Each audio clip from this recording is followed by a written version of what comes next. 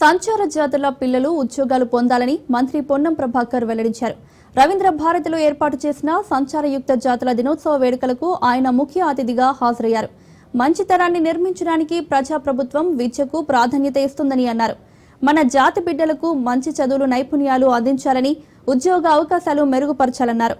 400 కోట్ల రూపాయలు సంచార జాతుల అభివృద్ధికి ప్రకటించి ఇప్పటికే 100 కోట్లు విడుదల చేయడం జరిగిందని, 100 మంది ఎంబీసీ నిరుద్యోగులకు శిక్షణ ఇచ్చి ఉద్యోగ అవకాశాలు కల్పిస్తున్నామని తెలిపారు.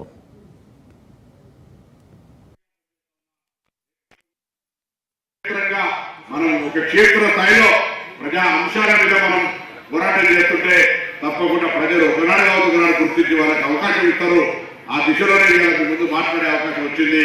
ఆనాడు విద్యార్థి సంఘ నాయకుడికి కొట్టాడుకుంటూ వస్తుంటే అవకాశం వచ్చిన ప్రతిసారి వీళ్ళకి అవకాశాలు వస్తే ఫెయిల్ అవుతారు అనేటువంటి మాట రాకుండా ఉండడానికి కొరకు మార్కెట్ చైర్మన్ గా పనిచేసిన, రాష్ట్ర ఎన్ఎస్సీ అధ్యక్షుడిగా పనిచేసిన, ఎంపీగా పనిచేసిన, ఇలా మంత్రిగా పనిచేస్తా ఉన్నా ఎక్కడ కూడా గట్టిగా మన యొక్క వర్గాల అభ్యున్నతి కొరకు ప్రయత్నం చేసే విధంగా నా యొక్క పోరాటం కొనసాగుతుంది.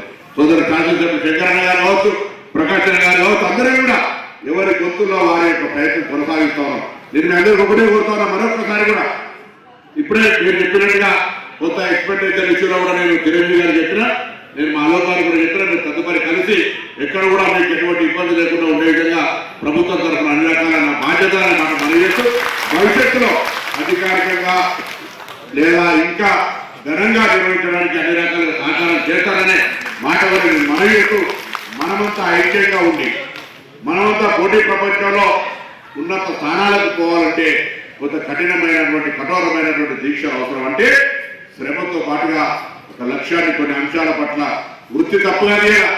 మన మిత్రులు ఎవరు చెప్తారో విదేశాల్లో కూడా ఉన్నత స్థానంలో ఉన్నటువంటి వాళ్ళు పురోవృత్తి నామోషి ఉండదు. ఇలా 2 విషయాల్లో మనం వచ్చినప్పటికీ కాలేజ్